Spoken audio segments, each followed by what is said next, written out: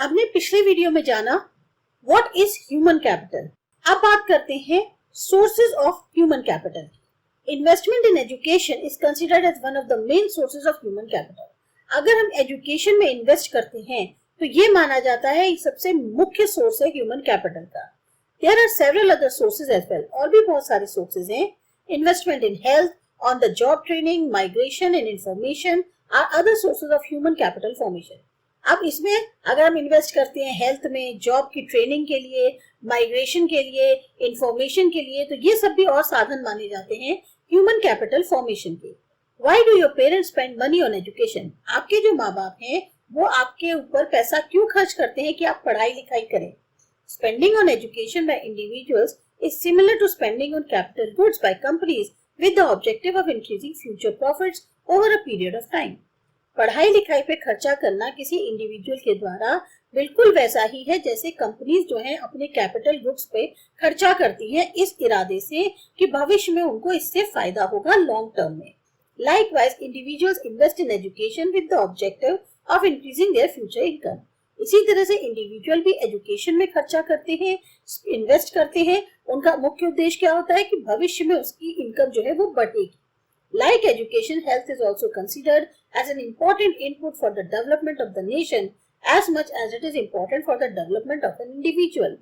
जैसे एजुकेशन है ऐसे ही हेल्थ भी जो है बहुत इंपॉर्टेंट इनपुट माना जाता है नेशन के डेवलपमेंट के लिए, और उतना ही इंपॉर्टेंट है डेवलपमेंट इंडिविजुअल के लिए। Who can work better, a sick person or person with sound health? अब आप खुद ही सोचो कौन ज्यादा बेहतर तरीके से काम कर सकता है, एक बीमार आदमी या एक इंसान जिसकी स्वास्थ्य जो है अच्छा है। A sick laborer without access to medical facilities is compelled to abstain from work and there is loss of productivity. अब एक कोई बीमार मजदूर है जिसको मेडिकल फैसिलिटीज तक पहुंच नहीं है तो वो मजबूर है कि वो काम में नहीं आ पाएगा, ज्यादातर काम से एब्सेंट रहेगा।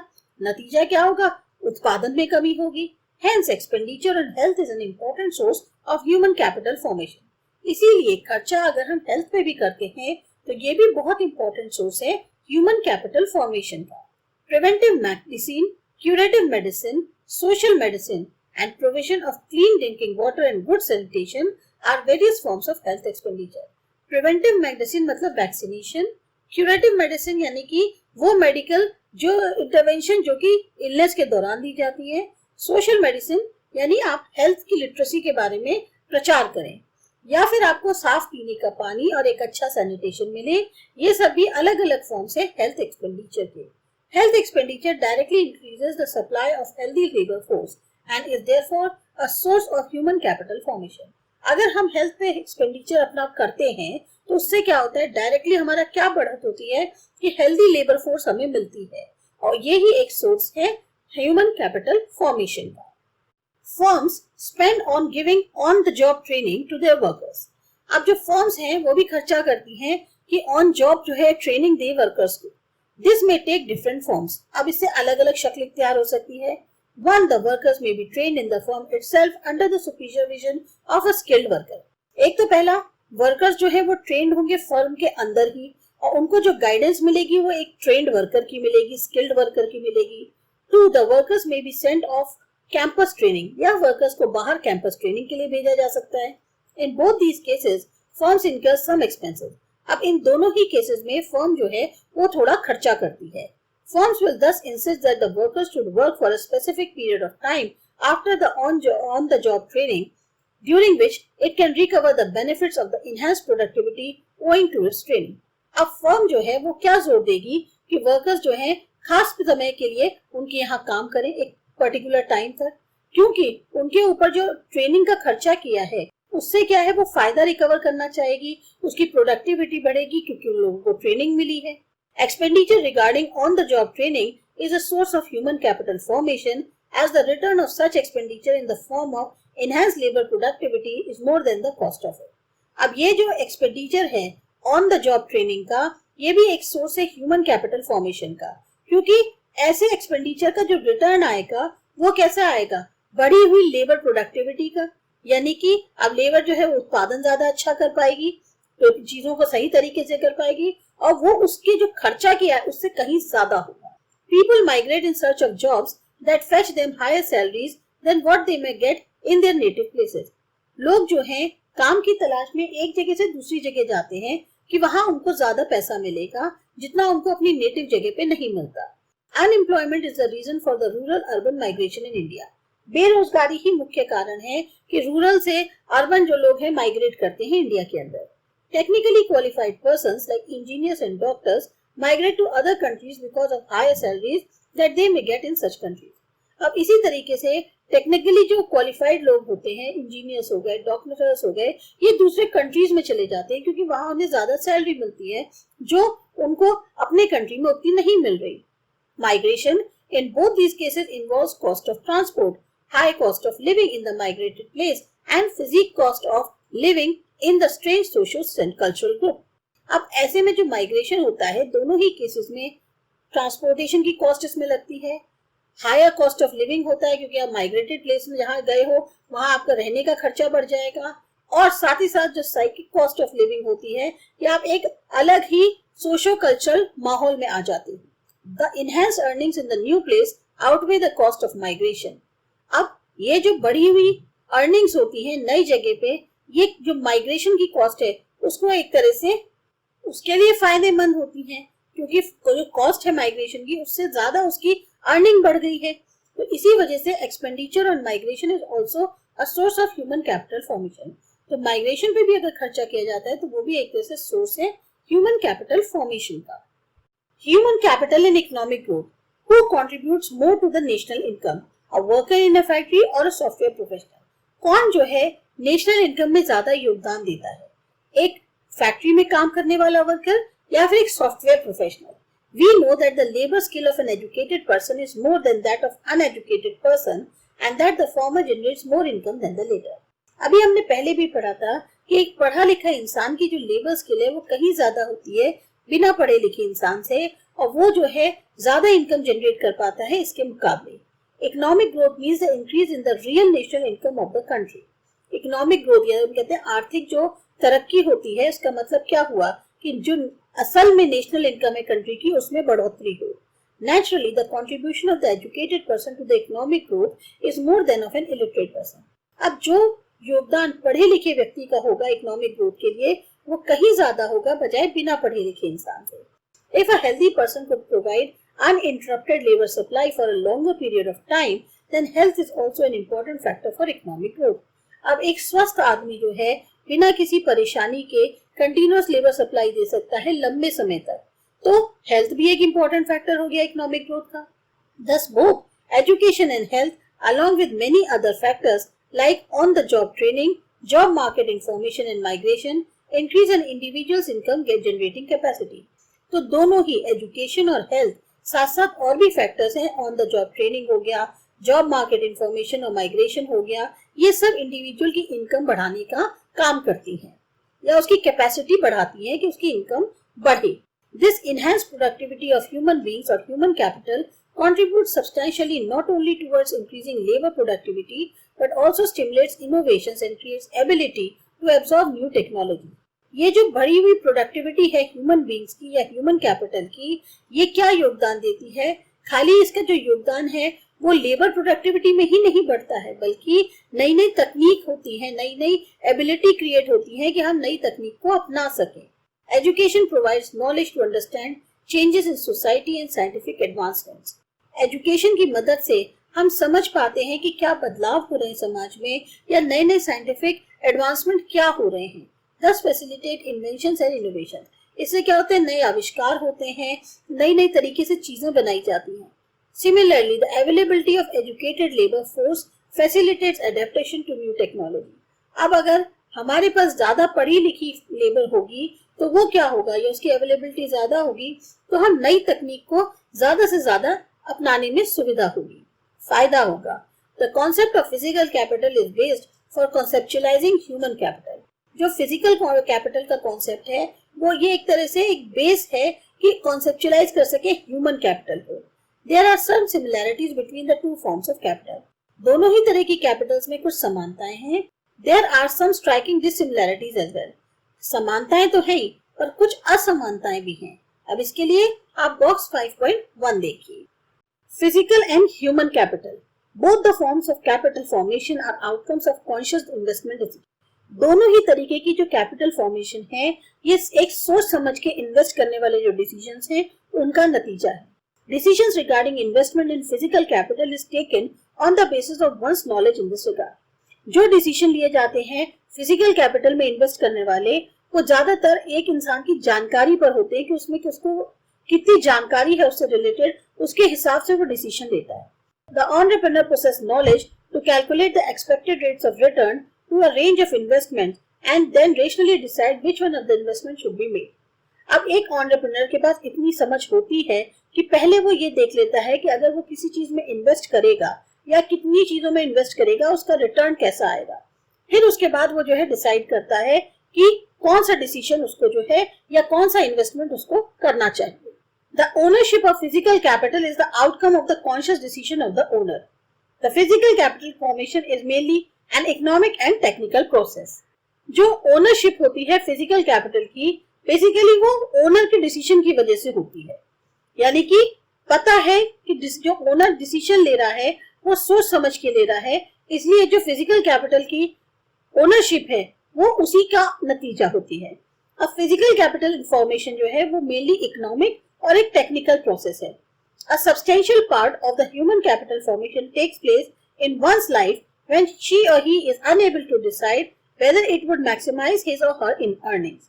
एक मुख्य पार्ट कह सकते हैं ह्यूमन कैपिटल फॉर्मेशन का तब होता है किसी की जिंदगी में जब वो चाहे मेल हो या फीमेल ये डिसाइड नहीं कर पाते कि इससे उनकी जो अर्निंग्स है वो उसमें बढ़ोतरी होगी. Children are given different types of school education and healthcare facilities by their parents and the society. बच्चों को जो है उनके पेरेंट्स द्वारा अलग अलग तरह की स्कूली शिक्षा या हेल्थ केयर फैसिलिटीज कराई जाती हैं सोसाइटी के भी द्वारा. The peers, educators and society influence the decisions regarding human capital investment even at the tertiary level, that is at the college level.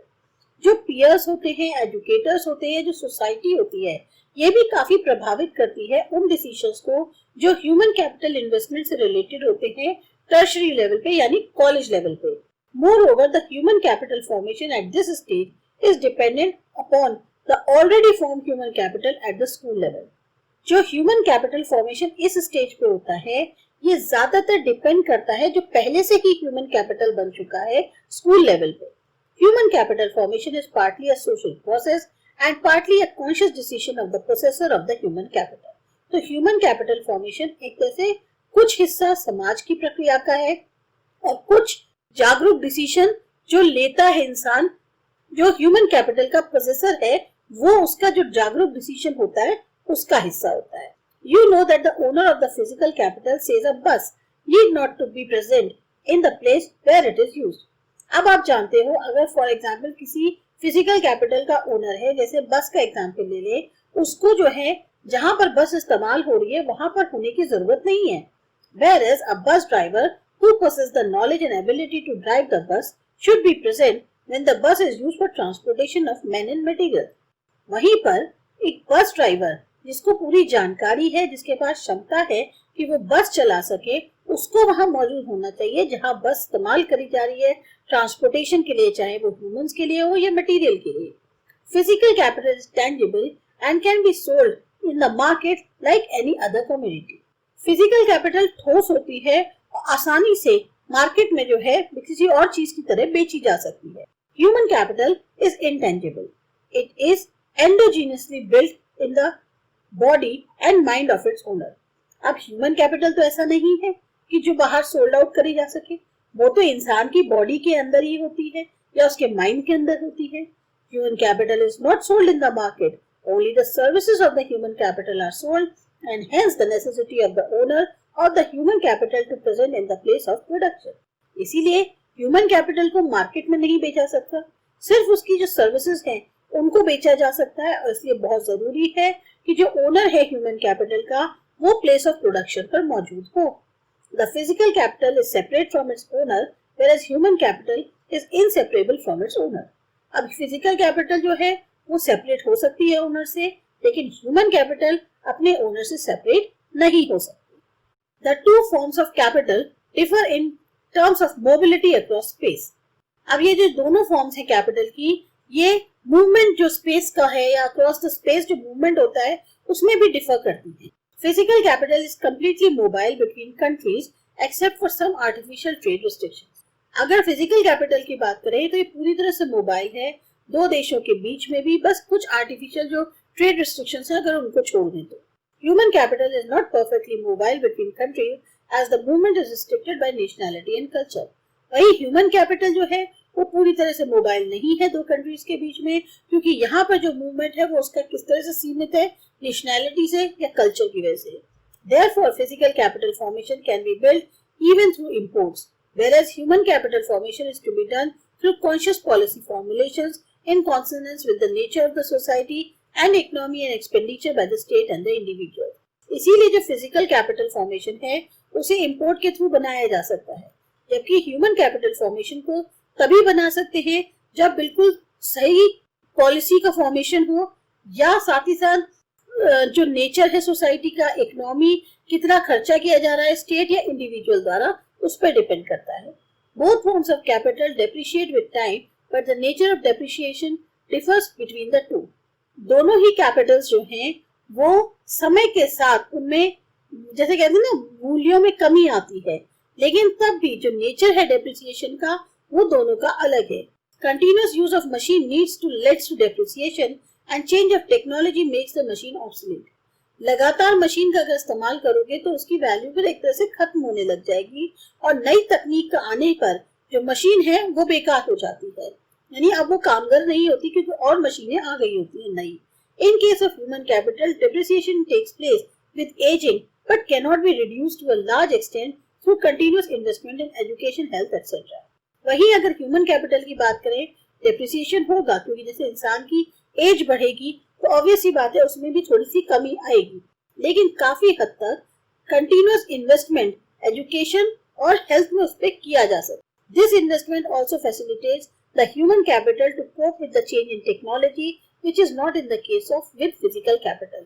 अब ये जो इन्वेस्टमेंट है इसकी मदद से ह्यूमन कैपिटल जो है अगर तकनीक में बदलाव आएगा तो उसके साथ अपने को एडजस्ट कर लेगा, जो कि फिजिकल कैपिटल के केस में नहीं हो सकता। Nature of benefits flowing from human capital are different from that of the physical capital. जो बेनिफिट्स हैं ह्यूमन कैपिटल से वो भी डिफरेंट है फिजिकल कैपिटल से। Human capital benefits not only the owner but also the society in general. Human capital से फायदा किसको होता है? खाली ओनर को ही नहीं होता, पूरे समाज को होता है। This is called external benefit, इसको हम एक्सटर्नल बेनिफिट कहते हैं। An educated person can effectively take part in a democratic process and contribute to the socio economic progress of the nation. पढ़ा लिखा व्यक्ति जो है वो डेमोक्रेटिक प्रोसेस में आसानी से हिस्सा ले सकता है, इफेक्टिवली हिस्सा ले सकता है और योगदान दे सकता है जो सामाजिक आर्थिक एक विकास है देश के अंदर उसके अंदर। A healthy person by maintaining physical hygiene and sanitation stop the spread of contagious diseases and epidemics.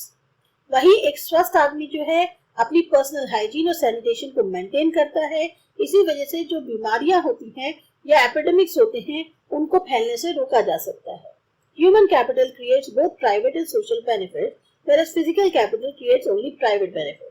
Human capital से प्राइवेट और सोशल बेनिफिट दोनों होते हैं, जबकि फिजिकल कैपिटल से सिर्फ प्राइवेट बेनिफिट होते हैं। That is, benefits from a capital good flow to those who pay the price for the product and services produced by it. यानी कि बेनिफिट कैपिटल से क्या होता है, जो कैपिटल गुड्स होते हैं वो सिर्फ उनको ही फायदा मिलता है जो उसके प्रोडक्ट के प्राइस को पे कर पाते हैं या जो सर्विसेज उसके द्वारा दी जा रही हैं उसका फायदा उठा पाते हैं। Empirical evidence to prove that increase in human capital causes economic growth is rather nebulous.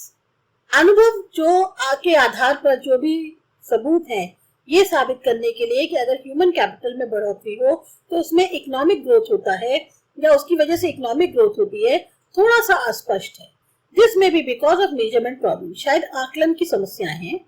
For example, education measured in terms of years of schooling, teacher people ratio and enrolment rates may not reflect the quality of education. Education को अगर हम इस तरह से आके कि कितने साल स्कूल की पढ़ाई करी, टीचर पीपल रेशियो क्या था, एनरोलमेंट रेट क्या थे, तो शायद हमें इससे ये नहीं पता चलेगा कि क्वालिटी जो है एजुकेशन की वो क्या थी। Health services measured in monetary terms, अब वही चीज हेल्थ सर्विसेज को मॉनेटरी फाइनेंशियल टर्म्स में देखें, लाइफ एक्सपेक्टेंसी, मोरालिटी रेट, तो वो ये नहीं बताएगा, may not reflect the true health status of the people in the country, उससे हमें एक्चुअल जो हेल्थ स्टेटस है लोगों का कंट्री के अंदर वो नहीं पता चलेगा। Using the above indicators mentioned, an analysis of improvement in education and health sectors and growth in real per capita income in both developed and developing countries shows that there is convergence in the measures of human capital, but no sign of convergence of per capita real income. जो भी indicators बताए गए हैं ऊपर, अगर एक analysis करी जाए improvement की education या health sectors में, या जो ग्रोथ है रियल पर कैपिटा इनकम में, चाहे डेवलपिंग कंट्रीज हो या डेवलप कंट्रीज हो, वो ये बताता है कि एक जगह एक ऐसा पॉइंट तो है जो कॉन्वर्जेंस का है अगर हम ह्यूमन कैपिटल को मेजर करें, लेकिन कहीं ऐसा कॉन्वर्जेंस का साइन नहीं दिखता जो पर कैपिटा रियल इनकम से जुड़ा हुआ हो। In other words, the human capital growth in developing countries has been faster, but the growth of per capita real income has not been that fast. Human capital growth developing countries में बहुत तेजी से हो रहा है, लेकिन जो growth पर कैपिटा रियल इनकम का है वो उतना तेज नहीं है। There are reasons to believe that the causality between human capital and economic growth flows in either direction. अब इसके कारण बहुत सारे हैं जिसमें ये बात कह सकते हैं कि ह्यूमन कैपिटल और इकोनॉमिक ग्रोथ जो है वो उल्टे डायरेक्शन में एक तरह से बह रहे हैं। That is, higher income causes building a high level of human capital and vice versa. जितनी ज्यादा इनकम होगी उतना ज्यादा हाई लेवल का ह्यूमन कैपिटल फॉर्म होगा, या जितना हाई लेवल का ह्यूमन कैपिटल होगा उतनी ज्यादा इनकम होगी। That is, high level of human capital causes growth of income. अगर हाई लेवल है ह्यूमन कैपिटल का तो इनकम ज्यादा ही होगी, उसी की वजह से इनकम ज्यादा होगी, ग्रोथ होगी। India recognise the importance of human capital in economic growth long ago. अब इंडिया को इस बात का एहसास बहुत पहले ही हो गया था कि ह्यूमन कैपिटल की क्या इंपॉर्टेंस है इकोनॉमिक ग्रोथ में। The 7 5-year plan says human resources development has necessarily to be assigned a key role in any development strategy, particularly in a country with large population. 7 5-year plan में ये कहा गया है कि human resources development यानी जो human capital है वो बहुत जरूरी है कि उसको एक मुख्य रोल दिया जाए किसी भी डेवलपमेंट स्ट्रेटजी में, खास तौर से एक ऐसी कंट्री में जिसमें पॉपुलेशन बहुत ज्यादा है। Train and education on sound lines, a large population can itself become an asset in accelerating economic growth and in ensuring social change in the desired direction. अगर सही तरीके से ट्रेनिंग दी जाए, सही तरीके से पढ़ाया जाए, तो एक बहुत बड़ी पॉपुलेशन अपने आप में एक एसेट बन सकती है जो इकोनॉमिक ग्रोथ को बढ़ा सकती है और सामाजिक तौर पे बदलाव ला सकती है जिस तरह के डायरेक्शन में हम चाहते हैं। It is difficult to establish a relation of cause and effect from the growth of human capital to economic growth, but we can see in table 5.1 that these sectors have grown simultaneously. बहुत मुश्किल है एक relation जो cause and effect का है उसे स्थापित करना ग्रोथ ऑफ ह्यूमन कैपिटल से लेके इकोनॉमिक ग्रोथ का, यानी ग्रोथ ऑफ ह्यूमन कैपिटल क्या है, एजुकेशन और हेल्थ से लेके आर्थिक जो प्रोग्रेस है। लेकिन तब भी हम देखते हैं कि ये कुछ सेक्टर्स दिए टेबल 5.1 में जिनमें तरक्की जो है वो हुई है। Growth in each sector probably has reinforced the growth of every other sector. जिस भी सेक्टर में ग्रोथ हुई है उसने एक तरह से नींव रखी है जो ग्रोथ और सेक्टर्स की है उनके लिए। Two independent reports on the Indian economy in recent times have identified that India would grow faster due to its strength in human capital formation. दो बिल्कुल ही इंडिपेंडेंट रिपोर्ट्स हैं इंडियन इकोनॉमी में अभी जो रिसेंट आई हैं, वो ये बताती हैं कि इंडिया बहुत तेजी से तरक्की करेगा क्योंकि ह्यूमन कैपिटल फॉर्मेशन में उसकी स्ट्रेंथ बहुत ज्यादा है। Deutsche bank, German bank, in its report on global growth centers identified that India will emerge as one among the 4 major growth centers in the world by the year 2020. जो ड्यूच bank है, German bank है, उसने अपनी report जो global growth centres है उसमें कहा है कि आइडेंटिफाई करा है उसने कि इंडिया जो है वो बहुत ही जो 4 बड़े ग्रोथ सेंटर्स हैं उनमें से एक होगा दुनिया में 2020 तक। It further states our empirical investigation supports the view that human capital is the most important factor and of production in today's economy. हमारा जो अनुभव के आधार पर इन्वेस्टिगेशन है वो ये सपोर्ट करता है कि ह्यूमन कैपिटल सबसे इम्पोर्टेंट फैक्टर है प्रोडक्शन का आज की इकोनॉमी के अंदर। Increase in human capital are crucial to achieving increase in GDP. अब ह्यूमन कैपिटल जितना ज्यादा बढ़ेगा उससे हमारे जो जीडीपी है उसको जो बढ़ाना चाहते हैं उसको हम हासिल कर पाएंगे। With reference to India, it states between 2005 and 2020, we expect a 40% rise in the average years of education in India to just above 7 years. अगर इंडिया का रेफरेंस लें तो उसके जो वो बताते हैं कि 2005 से 2020 तक हम उम्मीद करते हैं कि हमें 40% बढ़त देखने को मिलेगी जो एवरेज साल है एजुकेशन के इंडिया के अंदर, यानी 7 साल से ऊपर। World bank in its recent report India and the knowledge economy leveraging strengths and opportunities states, अब वर्ल्ड बैंक जो उनकी रिसेंट रिपोर्ट है India and the knowledge economy leveraging strengths and opportunities में, वो ये कहता है India should make a transition to the knowledge economy and if it uses its knowledge as much as Ireland does, then the per capita income of India will increase from a little over US $1,000 in 2002 to US $3,000 in 2020।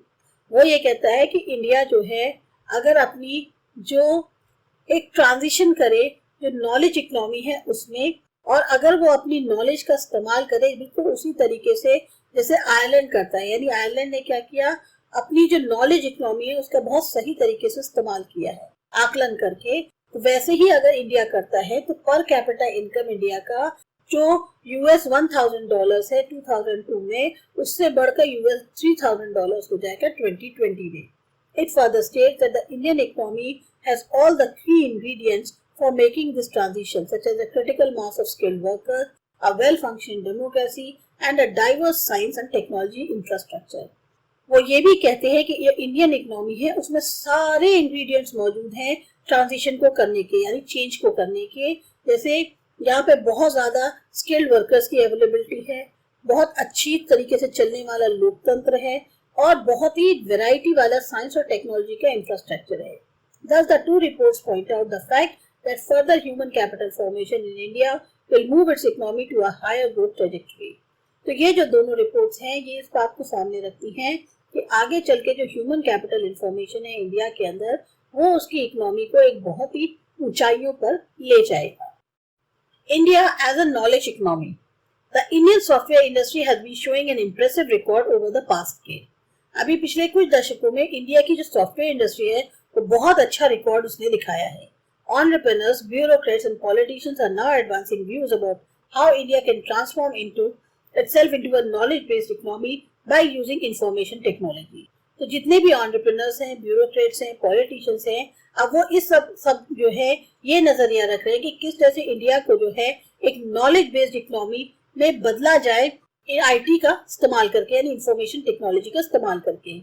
There have been some instances of villagers using email which are cited as examples of such transformation. अब कुछ गांव वाले ऐसे हैं जो email का इस्तेमाल कर रहे हैं, तो ये हम एग्जाम्पल मान सकते हैं इस तरह के बदलाव का। Likewise, e-governance is being projected as the way of future.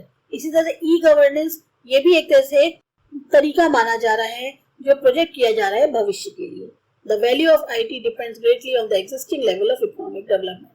IT की जो वैल्यू है वो पूरी तरह डिपेंड करती है कि किस तरीके का इकोनॉमिक डेवलपमेंट का लेवल है। IT can make existing assets and processes more effective and efficient, but first of all a basic infrastructure needs to be developed. तो IT जो है, जो आज के existing assets हैं, जो processes हैं, उनको और ज्यादा इफेक्टिव और एफिशिएंट बना सकती है, लेकिन सबसे पहले जरूरत क्या है, एक बेसिक इंफ्रास्ट्रक्चर उसको डेवलप करने की। इसके बाद जो हमारा अगला टॉपिक है वो है human capital and human development. ये करते हैं अगले वीडियो में।